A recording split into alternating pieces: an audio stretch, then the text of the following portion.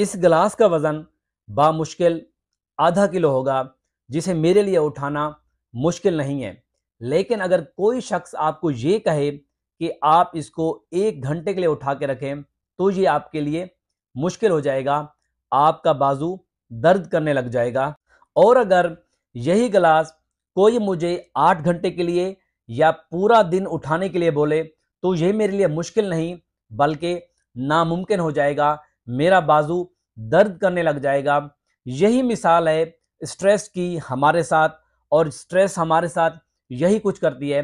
आज मैं आपको 10 ऐसी चीज़ें बताऊंगा, 10 ऐसे पॉइंट्स बताऊंगा जिससे आप अपने स्ट्रेस को मैनेज कर सकते हैं, अपनी स्ट्रेस को हैंडल कर सकते हैं और अपने आप को स्ट्रेस से बचा सकते हैं। स्ट्रेस एक नेचुरल अमल है।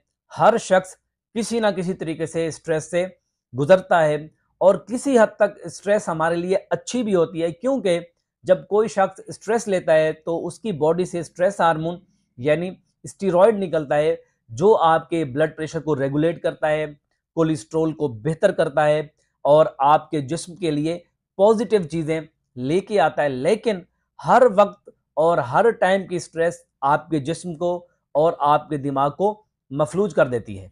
इसमें पहले नंबर के ऊपर है स्लीप यानी नींद। आप अपनी स्लीप को और अगर नींद को बेहतर कर लेंगे, आप अगर रोजाना 7 से 8 घंटे सोएंगे, तो आपकी स्ट्रेस तकरीबन 50% खुद ब खुद खत्म हो जाएगी। डजेंट मैटर कि आपको वो स्ट्रेस किस वजह से है, आपकी स्ट्रेस ऑटोमेटिकली खत्म हो जाएगी।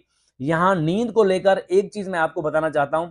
जब भी आप सोने लगते हैं, आपके जिस्म में मेलाटोनिन जो है वो पीक पे चला जाता है, बढ़ जाता है। लेकिन अगर आप ब्लू लाइट्स का इस्तेमाल करते हैं, मतलब कि आप सोते हुए अपने बेड के ऊपर मोबाइल फ़ोन इस्तेमाल करते हैं, टीवी का इस्तेमाल करते हैं, स्क्रीन का इस्तेमाल करते हैं, लैपटॉप का इस्तेमाल करते हैं, ये ब्लू लाइट्स क्या करती हैं कि मेलाटोनिन की जो मिकदार है उसको कम कर देती हैं। इसी तरीके से जो आपकी ऑनसेट ऑफ स्लीप होती है वो डिस्टर्ब हो जाती है।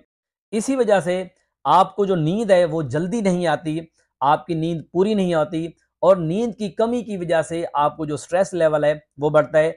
आप एक तहिया कर लें, जब भी आपको सोना हो उससे तकरीबन 1 घंटा पहले आप अपने मोबाइल को बिल्कुल हाथ ना लगाएं, कोई स्क्रीन ना देखें, और ब्लू लाइट्स का इस्तेमाल अगर नहीं करेंगे तो जो आपकी नींद है वो बेहतर होगी।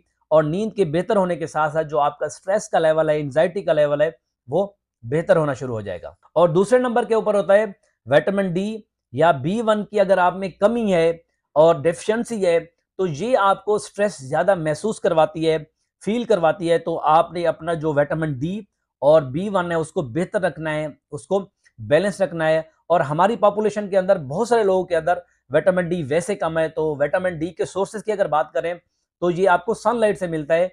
नंगे जिस्म के ऊपर और नंगे बदन के ऊपर जब सूरज की किरणें या लाइट्स पड़ती हैं तो वो विटामिन डी बनाती हैं। इसी तरीके से आप इसकी कमी पूरी कर सकते हैं। B1 भी आप वेजिटेबल से पूरी कर सकते हैं, लेकिन आप इसके साथ साथ सप्लीमेंट भी ले सकते हैं। अगर आपकी विटामिन डी की और B1 की जो डेफिशिएंसी है, कमी है, वो पूरी हो जाए तो आपको स्ट्रेस कम महसूस होगा, और इस तरीके से भी आप अपने स्ट्रेस को मैनेज कर सकते हैं। और तीसरे नंबर के ऊपर होता है फास्टिंग। अगर आपको शुगर नहीं है, कोई बीमारी नहीं है और फास्टिंग आपको कोई नुकसान नहीं पहुंचा सकती, तो आप इंटरमीडिएट फास्टिंग या वैसे रोजा भी रख सकते हैं। इसमें क्या होगा कि ये आपके जिस्म में पॉजिटिव जो वाइब्स हैं, पॉजिटिव फीलिंग है, वो लेके आएगी, आपकी शुगर ब्लड प्रेशर को रेगुलेट करेगी। और जब आपका पेट किसी हद तक खाली रहेगा तो वो स्ट्रेस भी कम होगी, और किसी तरीके से आप स्ट्रेस से बाहर निकल आएंगे और उसको मैनेज करना सीख जाएंगे। और चौथे नंबर के ऊपर होता है एक्सरसाइज करना। आप सबको पता है कि एक्सरसाइज आपके जिस्म को ताज़ा रखती है, आपका वजन रेगुलेट होता है, बेहतर होता है, BMI आपका मैनेज होता है जब आप एक्सरसाइज करते हैं। इसका मकसद ये होता है कि आप अपने आप को और खुद को टाइम दे रहे होते हैं, तो आपको सेल्फ इंप्रूवमेंट फील होती है, आप सेल्फ सेटिस्फेक्शन की तरफ चले जाते हैं, और इस तरीके से आप अपनी स्ट्रेस को मैनेज कर सकते हैं। और पांचवें नंबर के ऊपर होता है अवॉइड स्ट्रेसर। मकसद ये कि वो कौन सी चीज़ है जो आपको स्ट्रेस दे रही है, उसको स्ट्रेसर बोलेंगे।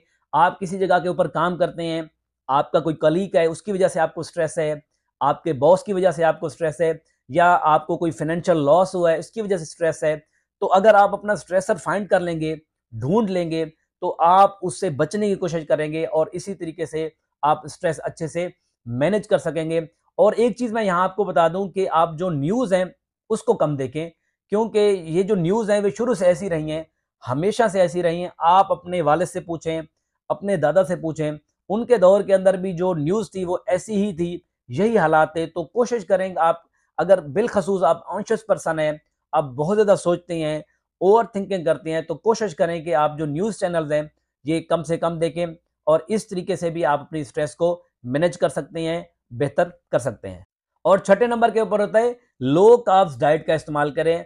मतलब कि आप फास्ट फूड इस्तेमाल ना करें, शुगर का इस्तेमाल कम से कम करें, डेयरी प्रोडक्ट और जो बेकरी प्रोडक्ट्स हैं इसका इस्तेमाल बहुत कम करें। बहुत सारे लोग ऐसे होते हैं जो बिस्किट का इस्तेमाल बहुत ज़्यादा करते हैं, क्योंकि ये हाई कार्ब्स होते हैं। इस तरीके से आपका वेट गेन होता है, आपका स्ट्रेस बढ़ता है। और जब आप ये प्रोडक्ट लो कार्ब डाइट लेना शुरू करेंगे तो ये आपके स्ट्रेस को टॉलरेट करने की जो वे है उसको बेहतर करती हैं।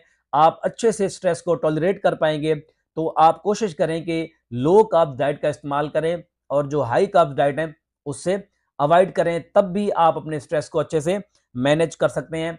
और 7वें नंबर के ऊपर होता है डीप ब्रीदिंग। आप अपने आप को टाइम दें, अपने लिए टाइम बहुत ज़रूरी होता है।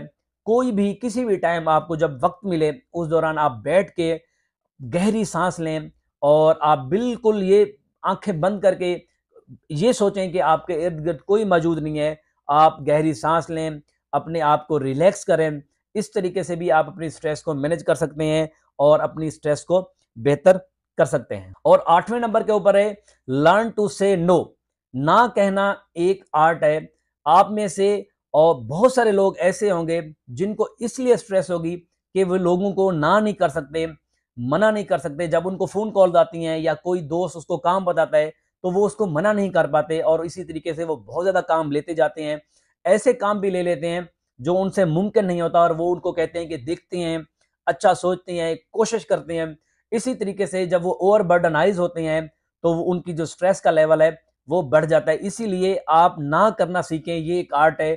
और ओपनली अगर आपसे ऐसा काम जो मैनेज नहीं हो सकता आप उनको मना करेंगे तो आपको जो एंजाइटी है, जो स्ट्रेस है वो नहीं होगी। 9वें नंबर के ऊपर है अवॉइड अनहेल्दी हैबिट्स।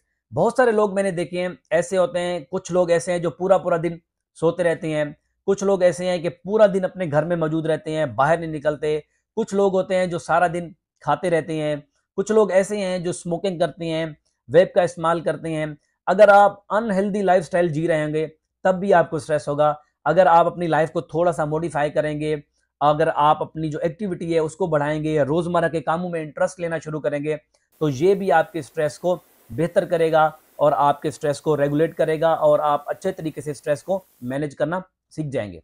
आप अगर इन अनहेल्दी लाइफस्टाइल से बाहर निकलेंगे तो ऑटोमेटिकली आप अपने स्ट्रेस को मैनेज करेंगे, उसको हैंडल करना सीख जाएंगे। और 10वें नंबर के ऊपर होता है ये पॉइंट जो मैंने आपको सारे बताए ये आपने एकदम से अप्लाई नहीं करने। अगर ये आप अप्लाई करेंगे तो आपकी स्ट्रेस और एंजाइटी मजीद बढ़ेगी।